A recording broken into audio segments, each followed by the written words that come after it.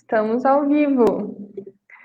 Bom dia, Léo, bom dia. Então, queria cumprimentar a todos que ainda vão chegar, que estão chegando aqui na nossa live. Então, hoje nós estamos aqui na segunda live do Movimento Curitiba pela Ciência, me apresentando brevemente.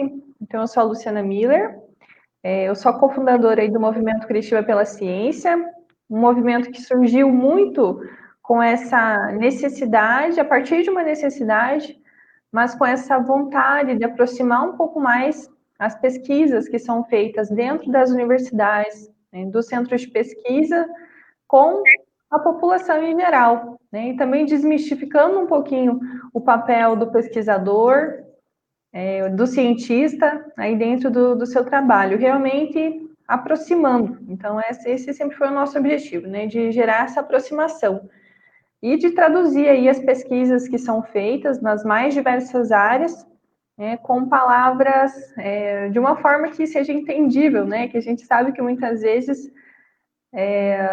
tem uma distância por conta de como as coisas são explicadas, né? Então a gente está aí nesse esforço, né, de traduzir com palavras mais simples e se colocar numa posição horizontal, né, com as pessoas que não fazem parte desse mundo da ciência.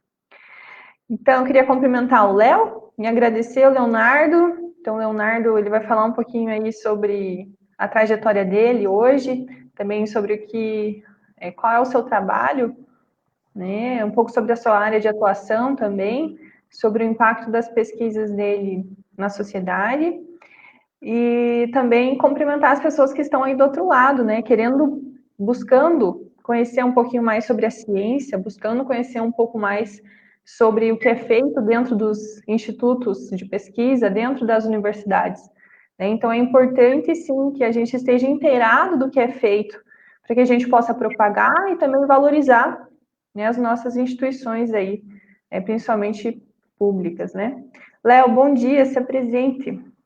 Bom dia, estava esperando a minha vez, poxa. Tudo bem? Obrigado a todos que tiraram um tempinho aí para participar dessa live. Fico muito feliz de participar e pelo convite. Acredito muito no que está sendo proposto aqui pela Luciana, né? E queremos contribuir, né? Como pesquisadores da área da saúde. Vou explicar um pouquinho, então, da Fiocruz. Acho que é importante sinalizar que existe uma Fiocruz, né, que vocês estão vendo na mídia, aí, desenvolvendo as vacinas, aqui em Curitiba.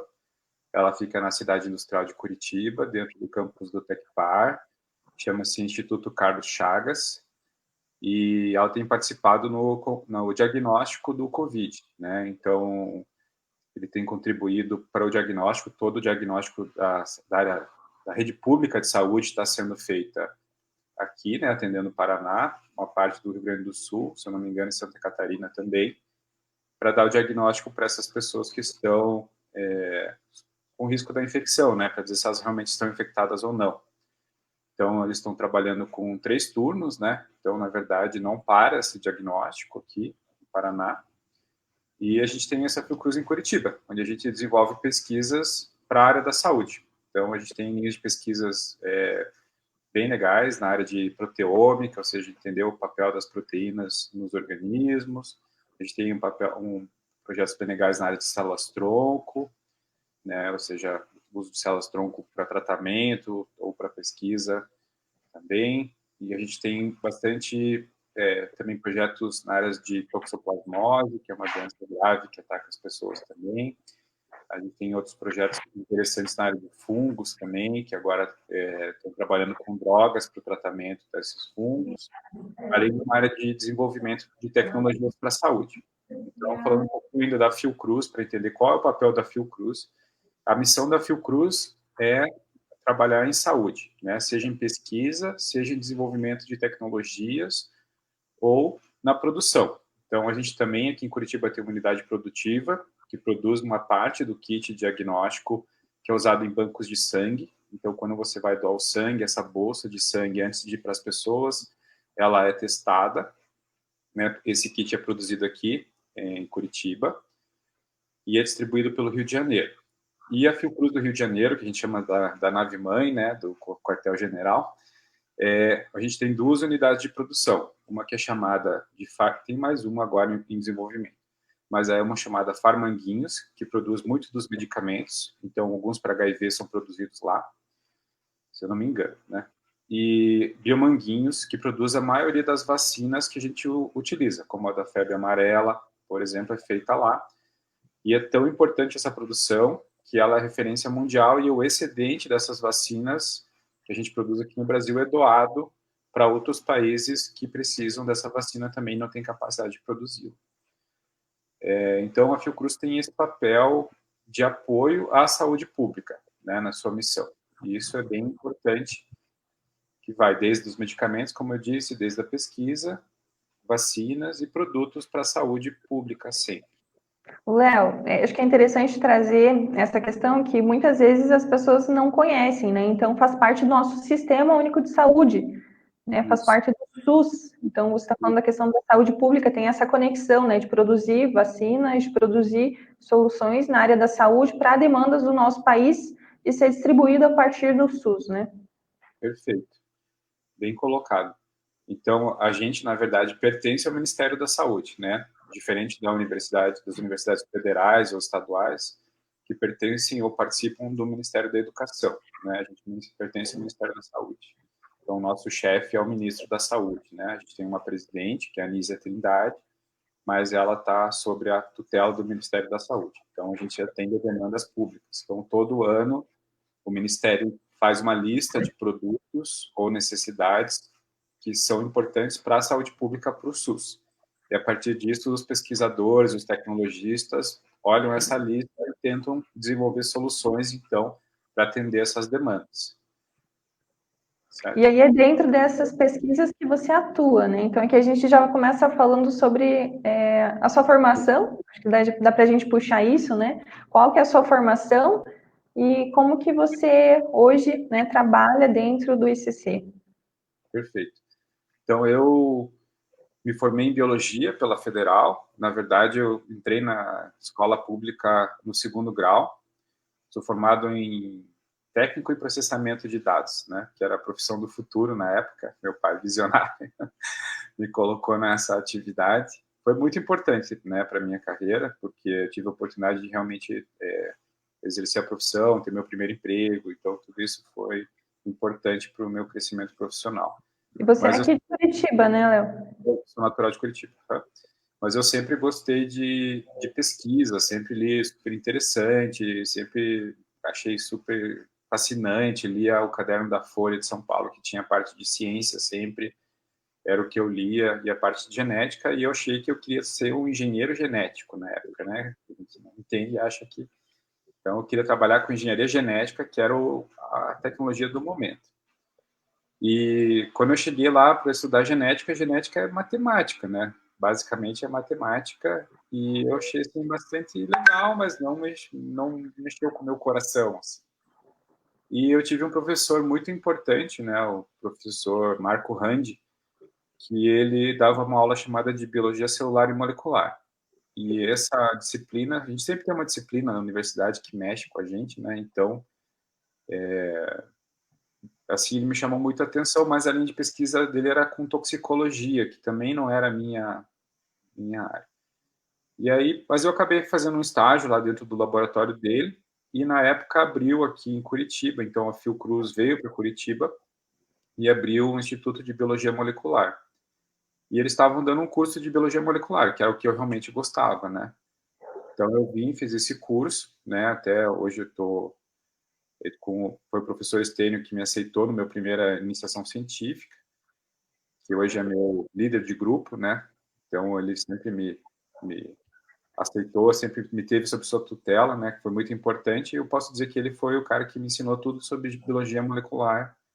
Eu sei até hoje critérios de ciência, ética de pesquisa, seriedade com os experimentos, tudo isso. Então eu entrei para o laboratório dele como iniciação científica. Isso foi em 2001. E desde lá eu nunca mais saí. Então já tem quase 20 anos, vai fazer 20 anos que eu estou nesse instituto, né, trabalhando nessa área.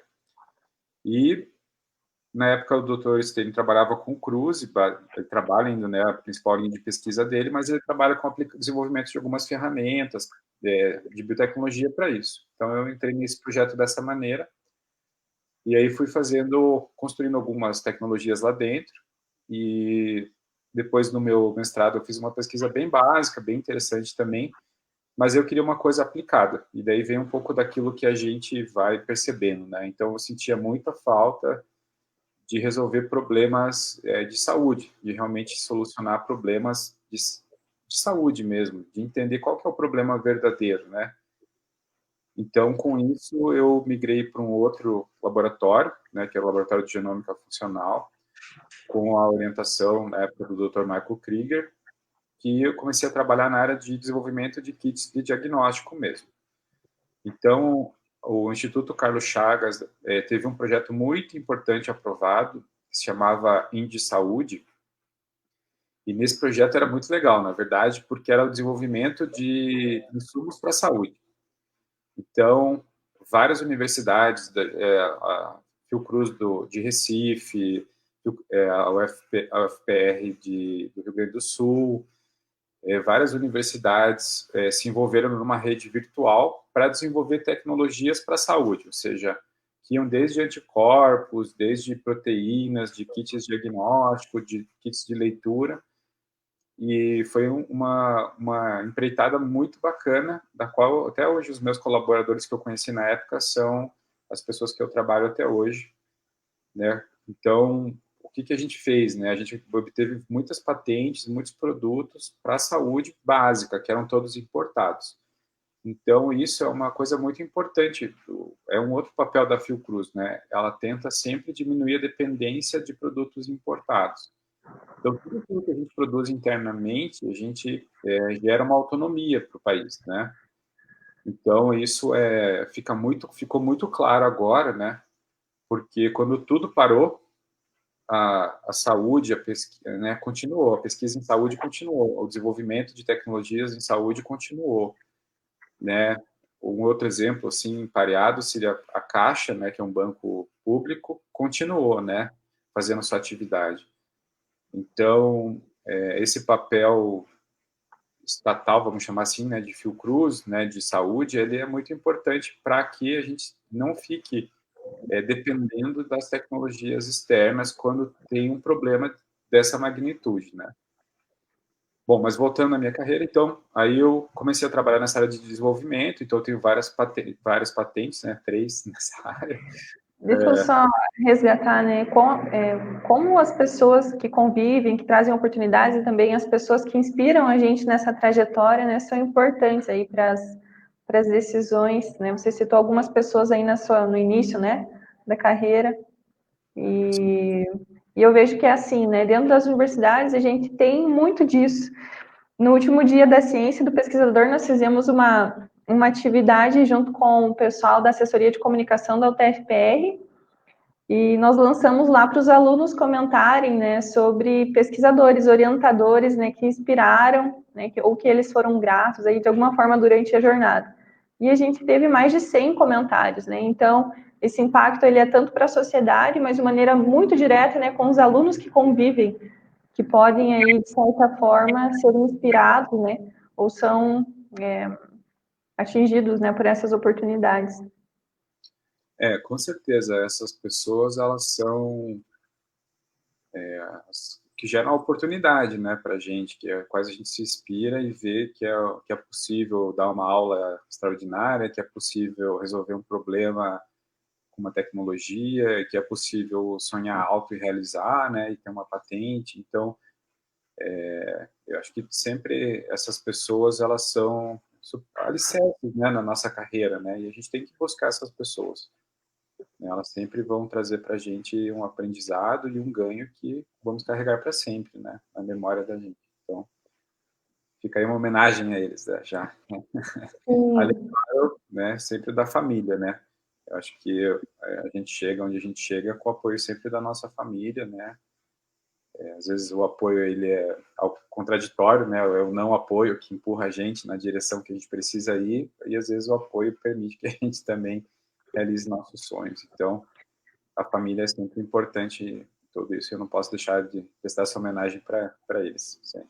Sim. Bom, mas E, voltando a... e uma outra coisa que eu lembrei, né, que é essa questão também de não estar só dentro da universidade. Na semana passada nós conversamos com a Patrícia Chugunov e ela trouxe um programa de aproximação dos cientistas das escolas, né?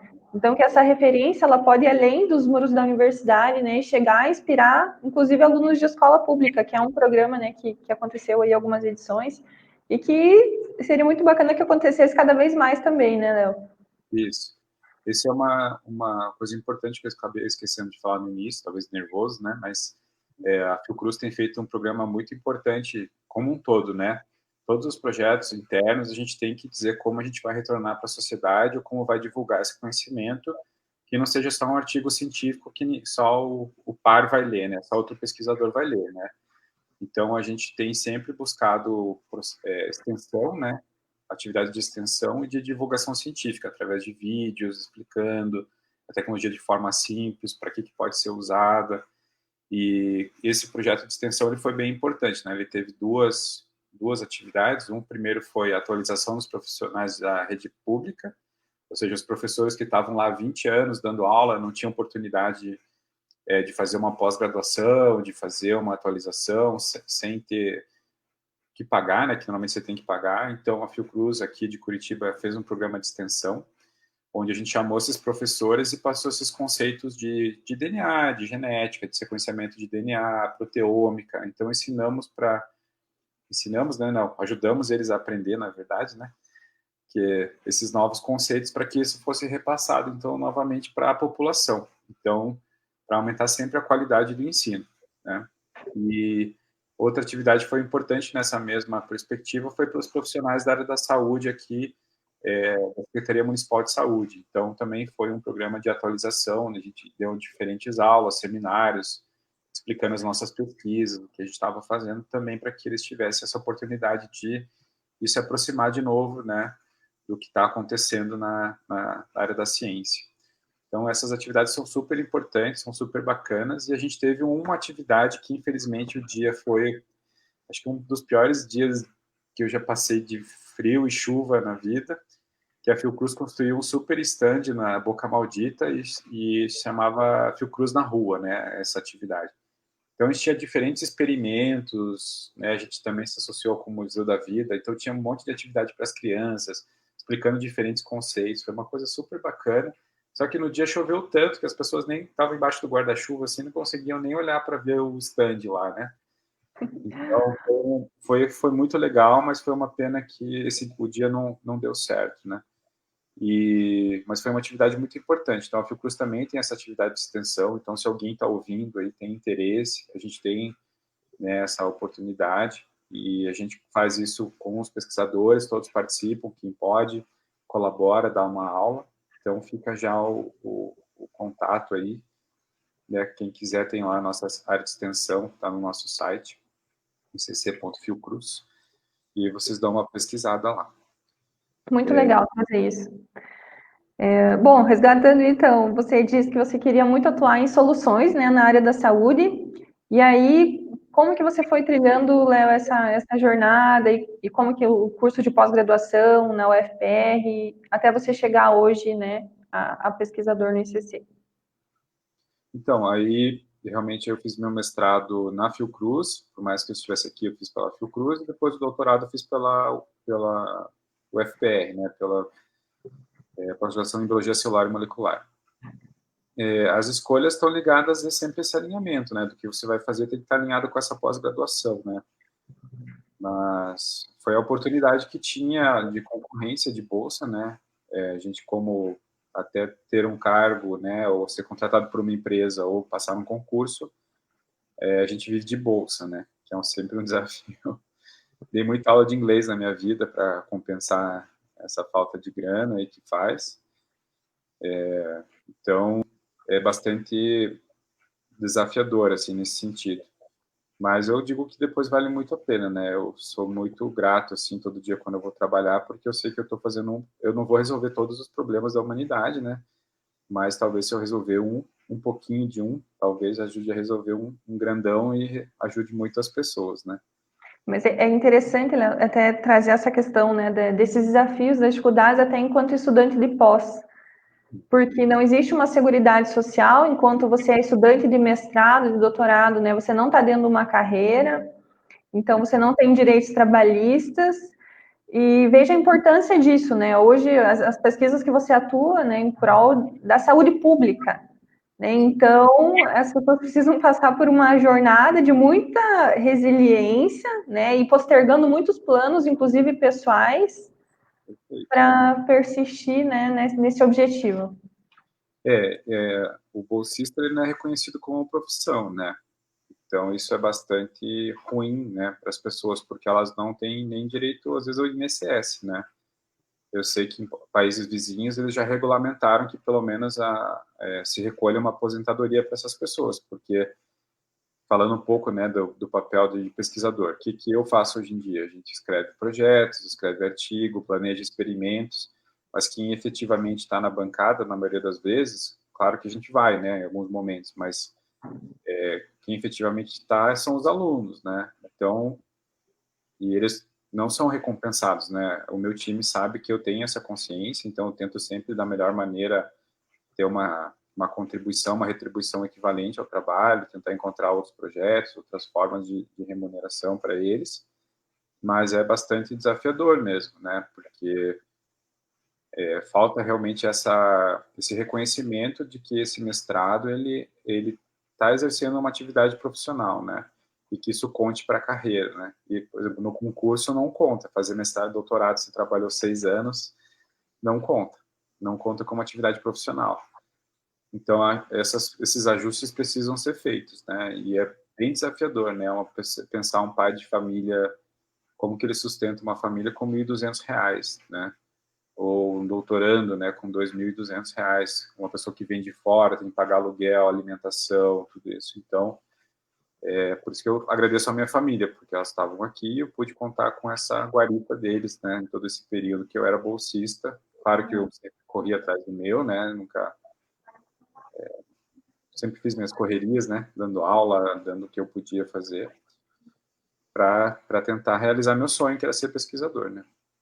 Depois que eu terminei o doutorado, eu fui contratado pelo IBMP na época, né? Então eu fui gerente de projeto por 3 anos lá, até que eu abri a oportunidade do concurso, aí eu passei no concurso.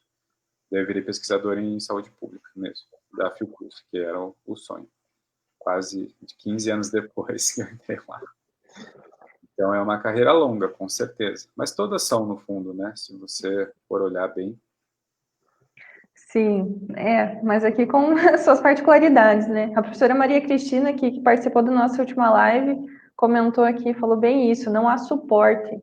Na verdade, é bem importante a gente trazer essa discussão, né, sobre os alunos da pós-graduação e até numas conversas que eu tive com, por exemplo, com o Gustavo Cercal, da Bosch, ele trazia também esse desafio enquanto aluno do doutorado e também trabalhando no setor produtivo, né, que ninguém alivia de nenhuma das partes, que você precisa responder, né, como aluno de doutorado e também cumprindo as metas, os seus objetivos do outro lado.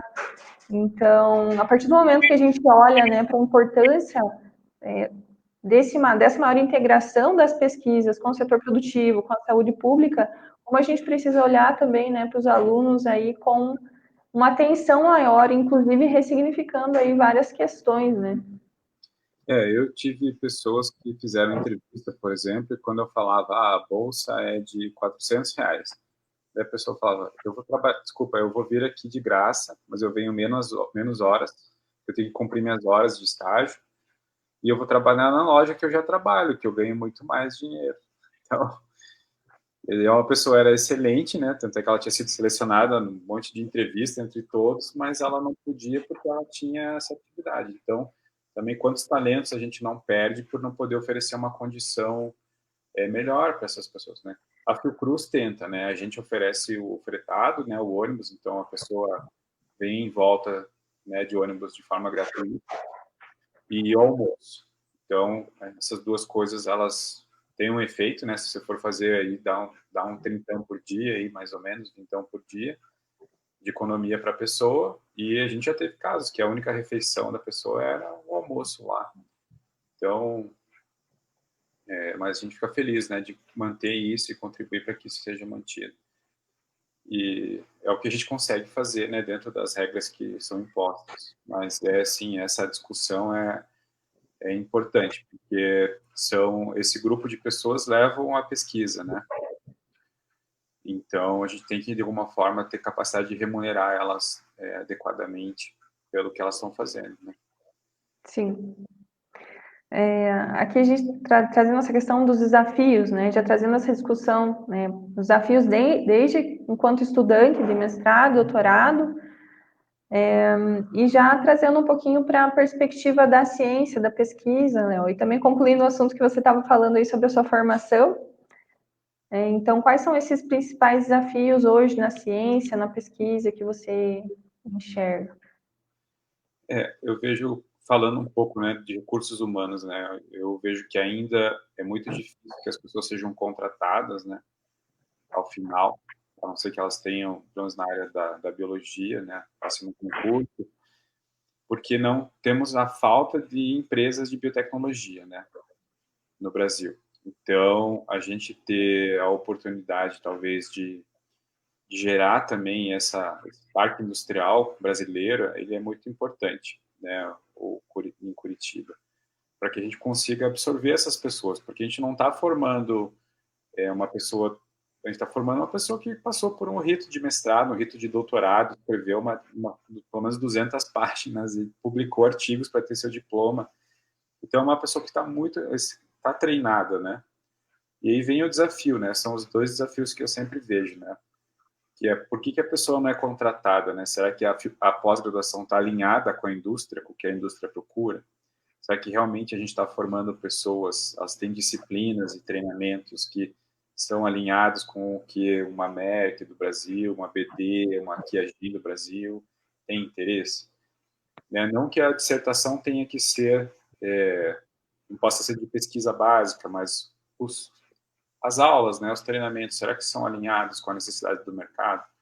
Então, a gente tem esse desafio também de que a pesquisa ela está navegando numa área sempre que ela é desconhecida, né? E aí a gente tem esse balanço, né? Tem que achar esse balanço onde a gente forma pessoas que têm a oportunidade de serem incorporadas, tanto por universidades como empresas, para que a gente gere um ciclo positivo, né? Então, essa parte de recursos humanos, ela é muito desafiadora, né? Como que a gente... E são dois problemas, né? O cara que quer fazer pesquisa mesmo, quer ser pesquisador, ele está tranquilo, porque ele está procurando um concurso, uma posição de pesquisa, né? Mas a pessoa que está fazendo isso depois quer arranjar um emprego, como que ela se alinha com isso, né? Como a gente dá o suporte, a gente como instituição? Isso é importante de ser trazido. Então, nesse sentido, agora a Fiocruz tem trabalhado com empreendedorismo, né? É uma coisa que está acontecendo fora do país já, porque antigamente as pessoas se formavam pós-docs, doutores, e as universidades dos Estados Unidos, nos Estados Unidos, por exemplo, contratavam. Você ia para uma cidade pequenininha, mas tinha uma universidade lá, você dava aula lá. Mas com a crise seguida que tiveram lá na educação, as universidades começaram a fechar alguns campos deles e pararam essa contratação. Então, eles tinham um monte de doutorandos ou pós-doutores super bem treinados que não tinham uma posição para trabalhar, né? Então, isso foi percebido pela Fiocruz e ela está investindo agora, então, nesse empreendedorismo científico, né? Então, a ideia é que a Fiocruz gera muitas tecnologias, muitos produtos inovadores e que os alunos, ao longo do treinamento deles, se apropriem de algumas dessas tecnologias e vão explorar isso comercialmente. É uma forma de levar essa tecnologia ao mercado. E também eu acho assim, que é uma coisa muito legal, porque se uma pessoa abrir uma empresa que contrata 10, 20 pessoas aqui no Paraná, talvez contrate a maioria dos formados nessa área no ano, né? E assim vai, consequentemente, aumentando esse parque tecnológico e tendo onde absorver essa mão de obra especializada que a gente gera. Então, estou super apoiando, né? Então, a gente tem uma startup lá no grupo, somos o piloto, né? A startup piloto da Fiocruz, e esperamos que a gente chegue no mercado com essa tecnologia que foi desenvolvida pelo meu grupo, né? Em conjunto, eu com o meu grupo. E com isso a gente espera realmente conseguir quebrar esse vidro, né, que tem essa barreira transparente, e consiga que os alunos, então, entendam que isso é uma possibilidade também, e comecem a procurar essas tecnologias que muitas vezes ficam paradas, tanto nas universidades como os institutos de pesquisa, e consigam levar para o mercado. Isso é uma forma, então, de a gente gerar uma sinergia, né, indústria, pesquisa, que é muito positiva, e ter soluções aí de saúde, né, olhando pelo âmbito da Fiocruz, no mercado. Isso seria um ganho enorme, assim, para a sociedade como um todo, né? E, Léo, como que você vê a importância dessa área, né? Principalmente nesse momento em que nós estamos, mas olhando assim, né, para as necessidades e novas demandas que surgem, qual é a importância do desenvolvimento de tecnologias em saúde, né? E também trazendo esse olhar que você tá trazendo da maior transferência tecnológica, de absorver mais mão de obra qualificada, para ter essa maior independência nacional, todo esse contexto. Acho que você respondeu, né? Mas eu vou tentar elaborar um pouco. Sim, essa oportunidade, ela vem porque as pessoas, a gente começa a trabalhar com isso e começa a olhar que a gente gera muita tecnologia, muita pesquisa importante, e isso não chega a quem tem que chegar, que é a população, né? A gente tem os dois lados da moeda, né? A gente às vezes tem pesquisas que não estão ligadas a um problema verdadeiro de saúde, mas tem pesquisas que são importantes, que elas são a base para a pesquisa aplicada, então elas têm sempre que existir, né? Então isso aí não tem nem que ser discutido. Mas, em contrapartida, a gente tem muitas tecnologias que são de interesse, que poderiam ser aplicadas para a saúde, e elas não chegam, né? Por N razões, né? Então, é uma coisa, às vezes, da organização. Então, se a gente pegar as instituições públicas do Brasil, eu, como pesquisador, eu não posso fazer a tecnologia e entregar para uma pessoa que vai levar para o mercado. Eu, como pesquisador, eu vou em todo o processo, né? Eu vou desde a ideia, desde conseguir edital, recurso, construir uma planta de produção, produzir e vender. Isso é muito ruim, porque aí eu tenho que ser o cara que é um polvo, né? Tem que saber fazer tudo, de tudo, e com certeza tem coisas que eu não vou saber fazer bem feitas, né? Então, existem alguns países que têm modelos muito claros, né? Então, a Fiocruz agora se organizou bastante. Então, como a gente trabalha com o Ministério, então, tudo que for de interesse do Ministério. Então, a gente apresenta isso para as unidades de produção da Fiocruz, essas tecnologias. Se houver interesse por essas unidades, ele vai ser explorado internamente. Se não houver, aí o pesquisador ou o instituto, né, por exemplo, vai buscar alguém que tenha interesse no mercado dessa tecnologia. E isso está sempre alinhado com o Ministério, com as necessidades do Ministério da Saúde, né? Então, isso é uma forma também de induzir, ou seja, tá, eu quero fazer coisas relevantes, então eu tenho que olhar a lista do Ministério, porque eu sei que se eu quero produzir isso na Fiocruz, vai nessa direção. Isso traz um impacto enorme, né? Quando você fala da possibilidade de ter tecnologias próprias, você tem uma autonomia, né? Ou seja, se algum pesquisador que já tem, né, desenvolveu uma vacina do Covid internamente e ela realmente for boa, entregar igual ou melhor às vacinas internacionais, a gente não depende mais deles para esse insumo, né? A gente tem uma autonomia. Então, se a gente quiser vacinar todo mundo, todo mês, a gente vai poder fazer, né? E claro que isso aí daí traz toda uma cadeia produtiva envolvida, né? Então, você vai precisar de frasquinhos para botar essa material, você vai precisar de equipamentos para envasar, você vai precisar...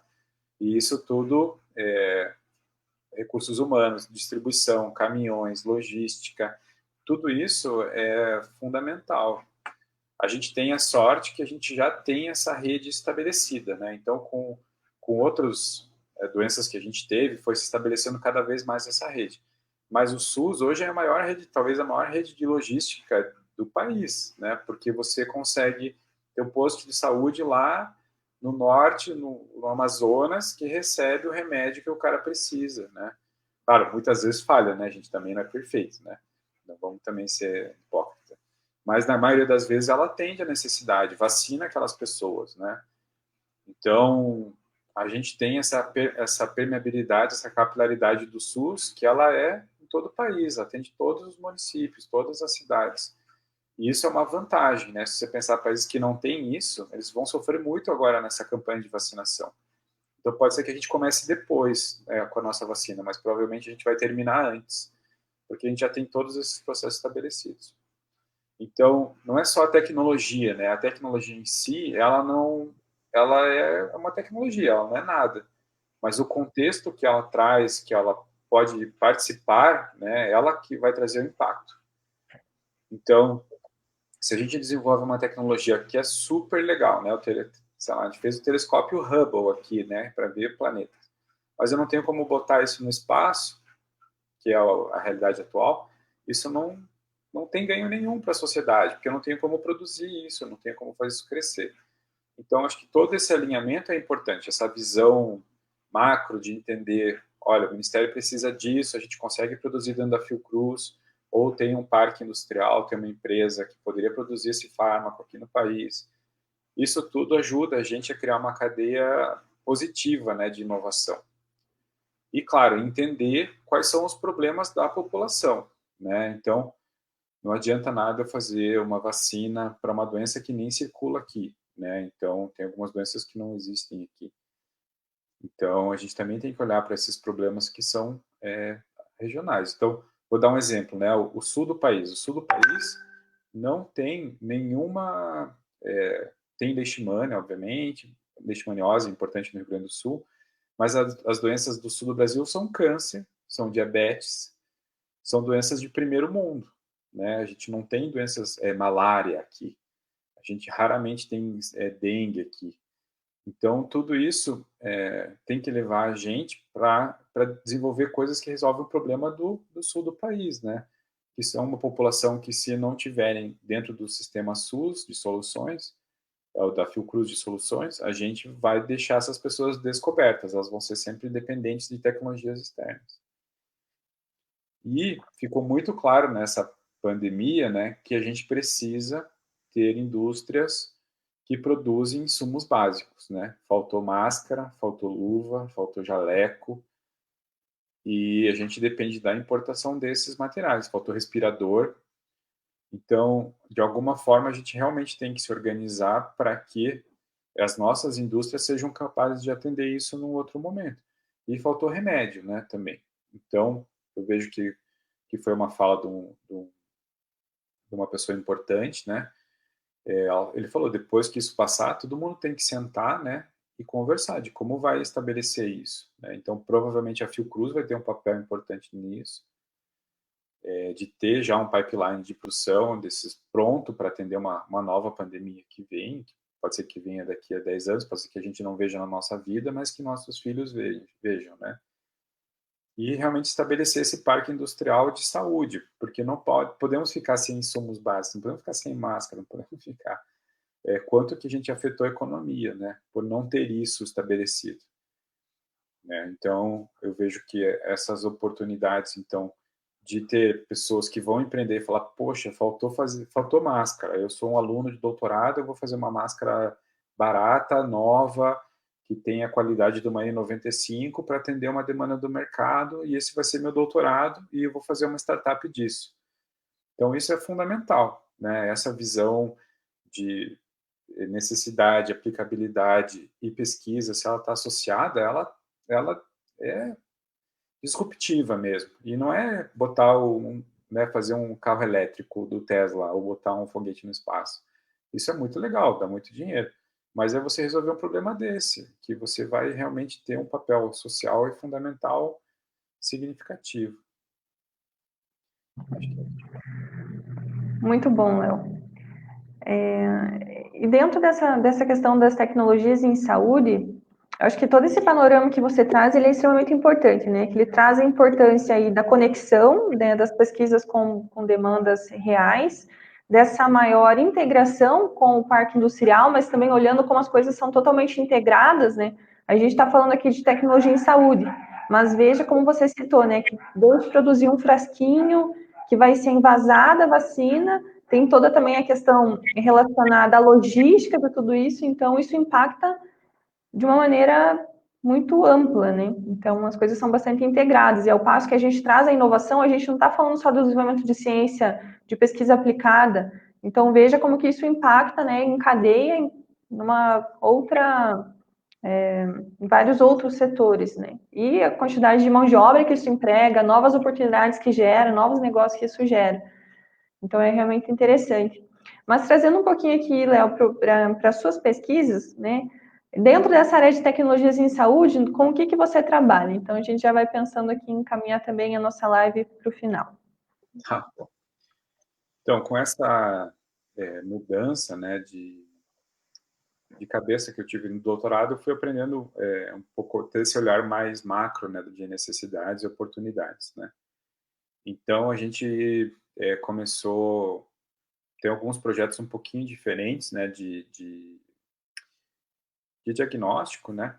Então, a gente está desenvolvendo agora um band-aid eletrônico, que a gente chama, né, ou uma bandagem de terapia elétrica.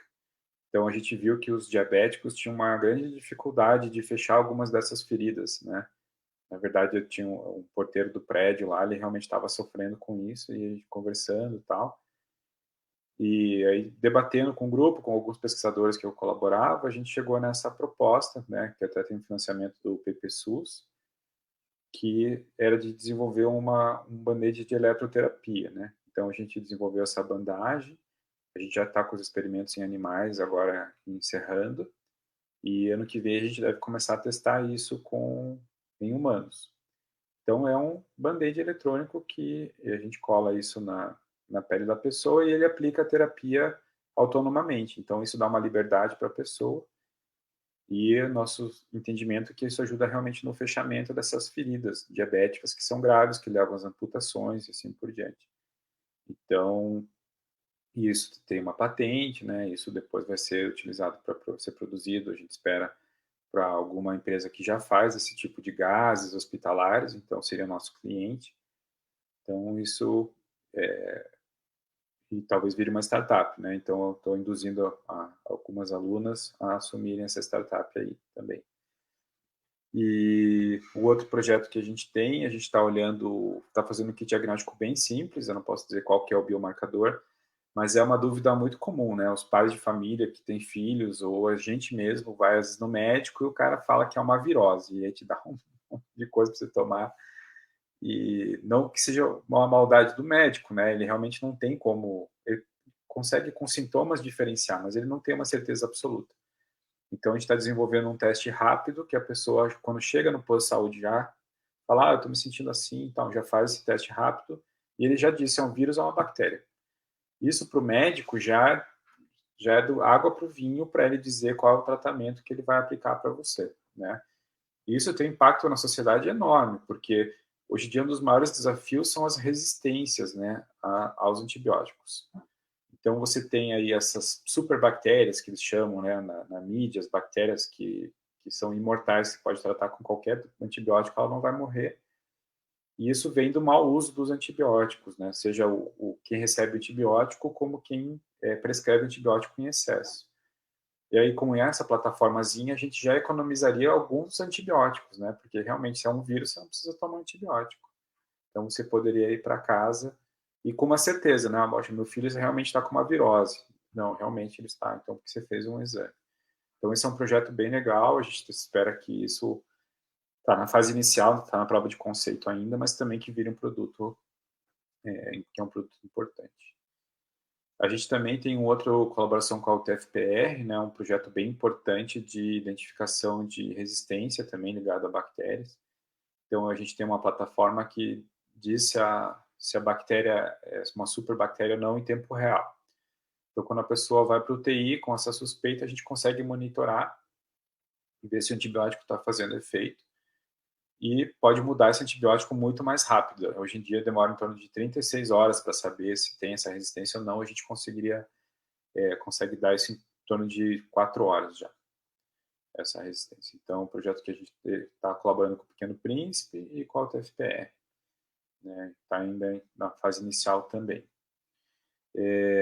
Aí tem um projeto com câncer também. Então, a gente tem um teste para detectar um biomarcador é como se fosse um teste de colesterol, um teste de rotina, né?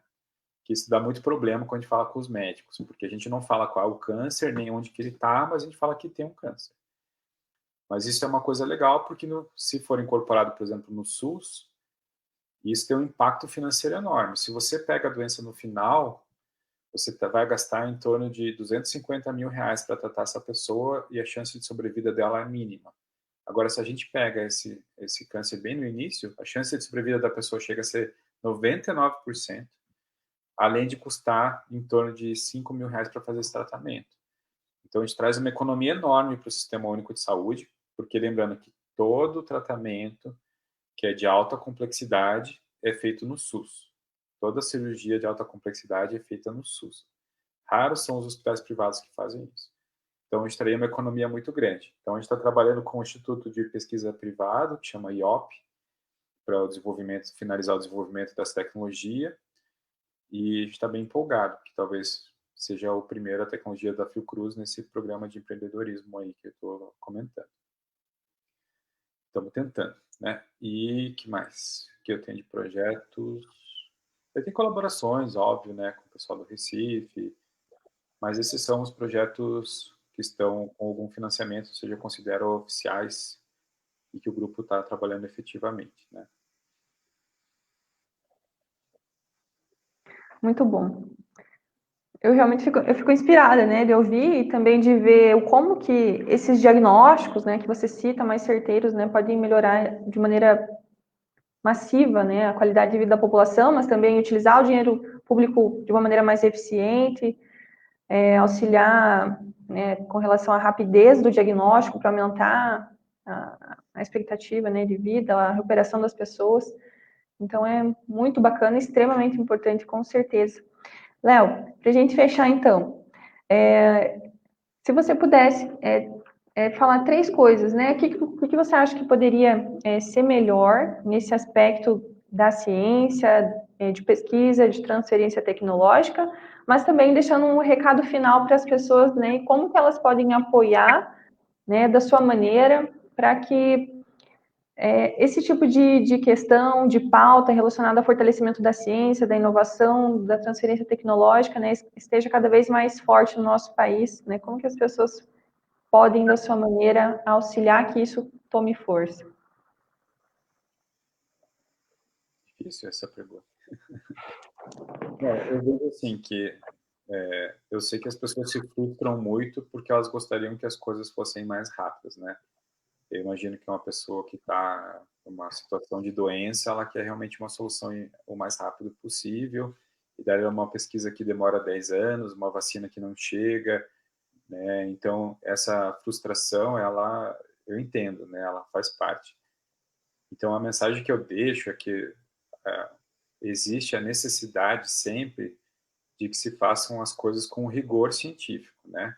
Rigor e ética científica, que é chamada da bioética. Porque vamos supor que o meu teste lá de câncer fala para você que você tem câncer. Você vai dormir bem? Você não vai dormir bem. Enquanto você não achar o que é, onde está, e tirar, e achar um médico, você vai ficar preocupado, vai trazer um problema na família, todo mundo vai chorar. Agora, se eu entende a responsabilidade que tem essa, essa tecnologia, ou as tecnologias que eu estou trazendo, então, essa demora, ela vem por duas razões, né? Primeiro, recursos, os financiamentos que são bastante escassos, né? Então, claro que se eu tiver bastante dinheiro, tiver uma equipe grande, eu vou progredir mais rápido para chegar com isso, certo?